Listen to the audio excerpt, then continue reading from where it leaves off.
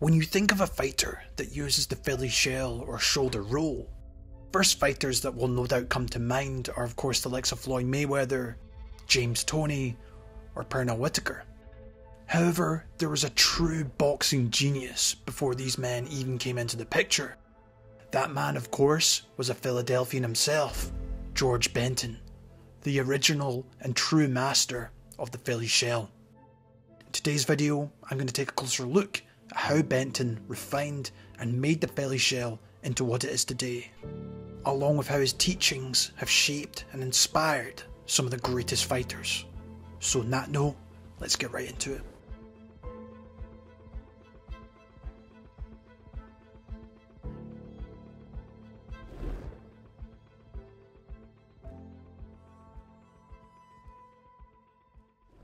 Now before going right into Benton, there is of course the origin of the Philly shell.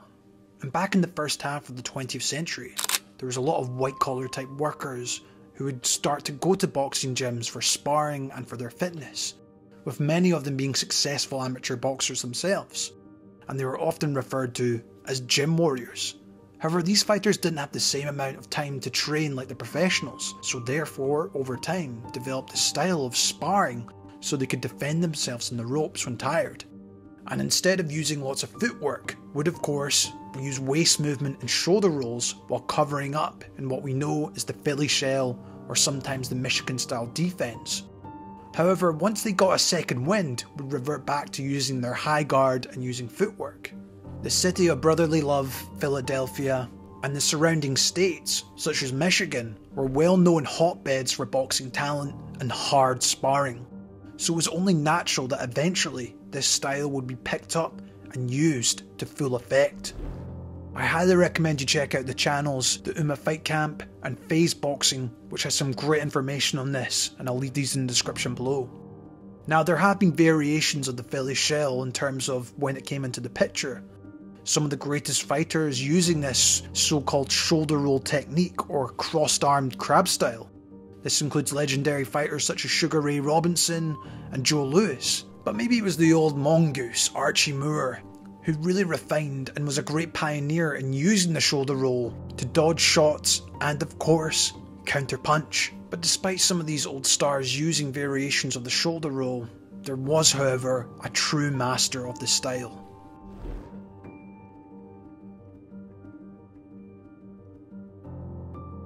Now you could consider George Benton one of the greatest fighters not to win a world title, and was unlucky not to get his shot in the end, as he defeated 4 future and former world champions in Freddie Little, Jimmy Ellis, Joey Jardello, and the great Cuban fighter Luis Rodriguez. And he finished with a professional record of 61 wins, 13 losses and 1 draw. In terms of Georgie Benton's style, it was simply his masterful use of the Philly shell, while being an aggressive counter-puncher for the most part, while he had a tremendous ability to slip and roll punches, making you miss while waiting for the right moment to counter-punch with his right hand. However, there was a key factor for Benton, like with many of the old school fighters and shell users, was that he would use a bladed stance off the centre line to his right, with his left shoulder on the centre line ready to roll to protect his chin, while his left hand would also be ready to cover his lower body. In the case of his right hand, it was always ready to catch or parry shots away, usually just keeping it under his chin, always ready to defend.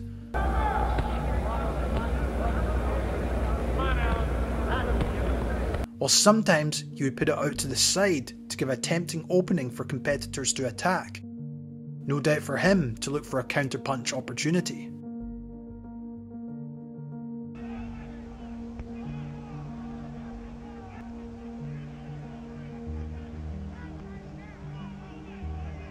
Benton would usually like to catch or parry before quickly slipping the punch to his right and moving out of range, returning with a jab or using it as an opportunity to get on the inside. While in the pocket, he would keep his right hand very tight to block left hooks to the body or head. And like we see with a lot of Philly shell style fighters to this day, he put a lot of weight on the back right foot to allow him to roll and bend at the waist more easily to dodge punches, along with the transfer of weight when throwing his power punches.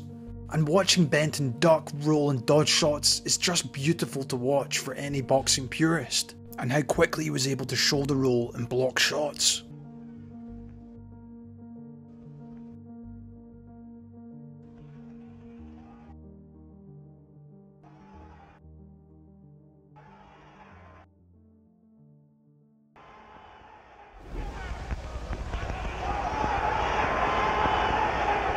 Another huge part of his success was his balanced and fundamental footwork. Just like many of the great old-timers, he would never overexert himself by hopping and jumping around a lot. Instead, he would look to use slow or quick shuffle movements forward and backward, always maintaining the proper stance and maintaining distance to attack or defend. In terms of his offense, Benton was in fact very patient, always staying in that mid to close range.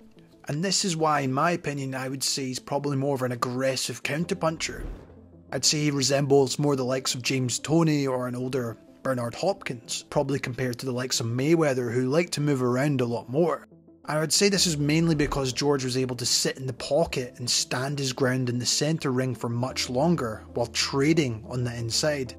Very much like his future student in Pernell Whitaker, who was also very capable of doing this at times. Benton also had an excellent jab where he would usually fire as an up jab. Quite often, he would throw these in multiples, helping to keep off his opponent, but also to condition his opponent to narrow his guard. And this is where you really get to see Georgie's terrific ring IQ come into play, and his opponent would start to expect nothing but the jab, and was able to change this eventually by throwing a surprise lead left hook around the guard of his opponent. While this was also helped just by his use of head feints and feinting with the lead hand before throwing and moving out of range again. And a prime example of this was when he faced Johnny Smith, where he was able to set up that lead left hook, followed by the right to knock him out.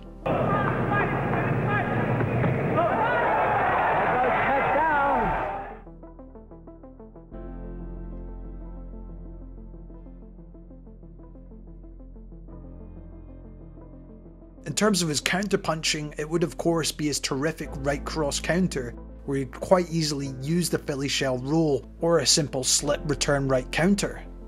But once again, it was his brilliant IQ and timing by Benton, as he would usually look to condition his opponent by him catching and parrying and slipping jabs, without countering. But over time though, and once he felt he had his opponent conditioned, he's able to counter them with a counter right hand they were not expecting. While he would also look to set up things like the check left hook, as we've seen the likes of Floyd Mayweather use when he knocked out Ricky Hatton many years later.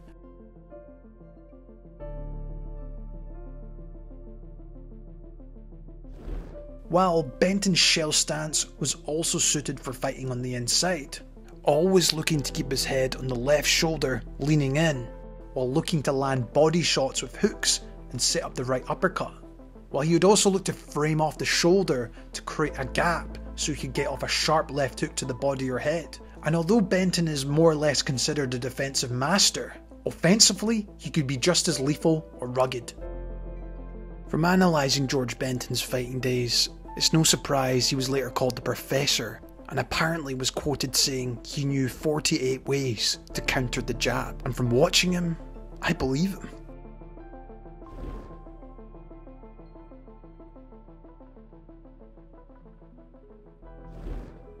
In 1970, Benton was shot in the back by a man seeking revenge for an incident involving Benton's brother and sister.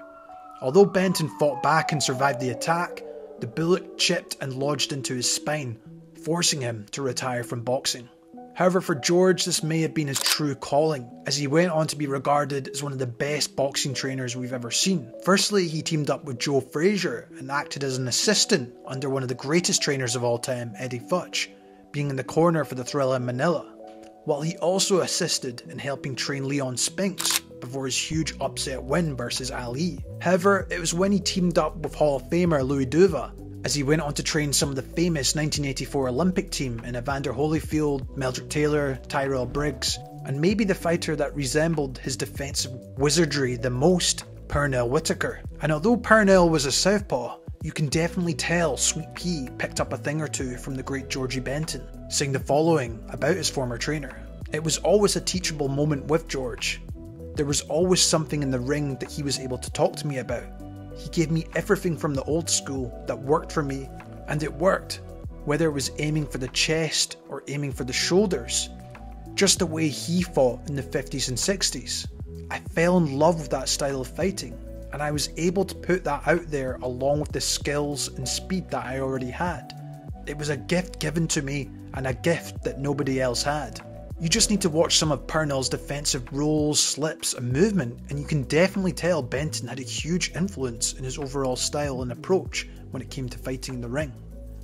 Well, even Philly Shell user Floyd Mayweather heaped praise on George's student, who was a big influence in his career. Before I go into any championship fight, I always think about Pernell Whitaker. Did that? The reason why I think about Pernell Whitaker because he was a small guy like myself, and he was able to move up in weights and beat big guys naturally, and he has skills, and I got skills, and I'm able to move up and beat big guys that's bigger. With Meldrick Taylor and Holyfield, you can tell it was more his advice around inside fighting where they really benefited.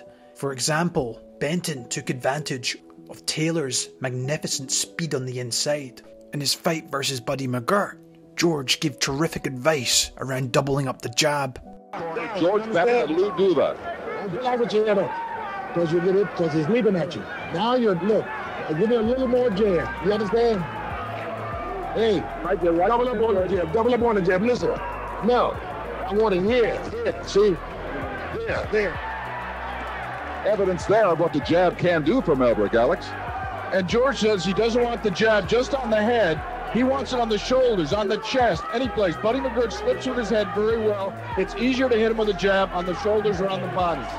While in the 12th and final round, he tried to encourage him by using Henry Armstrong's style to help him finish off the job. Now look, Henry Armstrong, you got to get it. I lost it. Okay, Henry Armstrong, yeah. But slow down. Last round, TNT. Hold it. Start off moving. He start off moving, jabbing him. Confusing. Then Armstrong. Henry Armstrong always did was stay in punching range. Even when he stopped punching, he moved to the side, so he was always in range to hit his opponent. While with Holyfield, you would often see him lean in with his head on his opponent's left shoulder, just like Benton, before taking the opportunity to attack to the body with hooks and framing off the shoulder. Benton was also a very strategic trainer who analysed fighting styles and drilled his fighters to adapt and conquer who they were facing.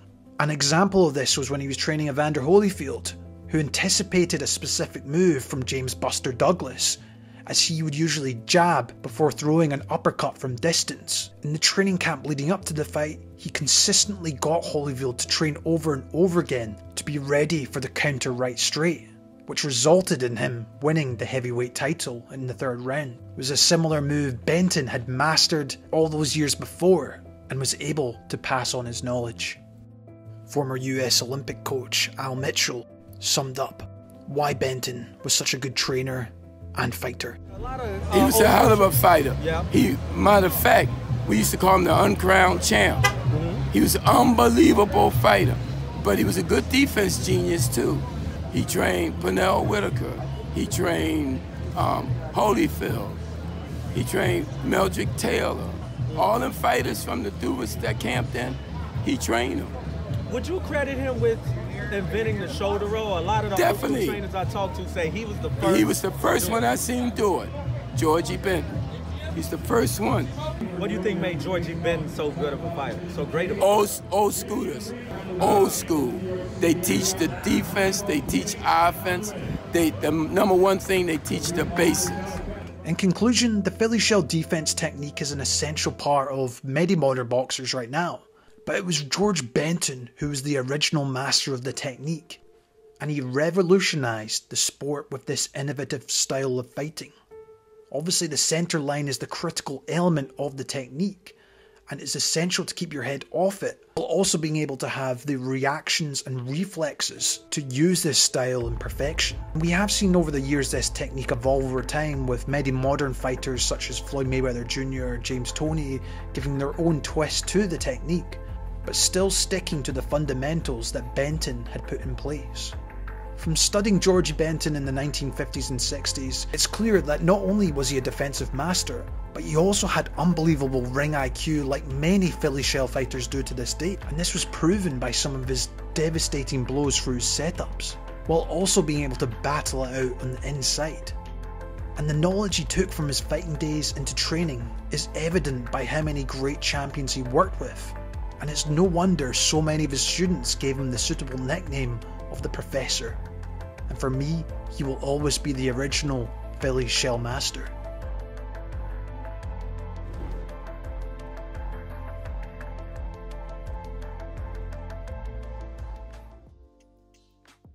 Hi guys, Jimmy from Boxing Life. Just want to say a huge thank you for watching today's video on George Benton.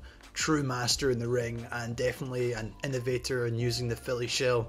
Make sure to let me know in the comments below what you thought of him. And yeah, I just wanted to quickly tell you about the launch of my Patreon page, where you can get early access to all my videos or anything that gets blocked on YouTube, along with exclusive content which I will be posting more consistently on there going forward. And yeah, if you just want to continue supporting the channel so we can make more content like this, make sure to check it out in the link in the description below. As always guys, thanks so much for watching, and I'll see you in the next one.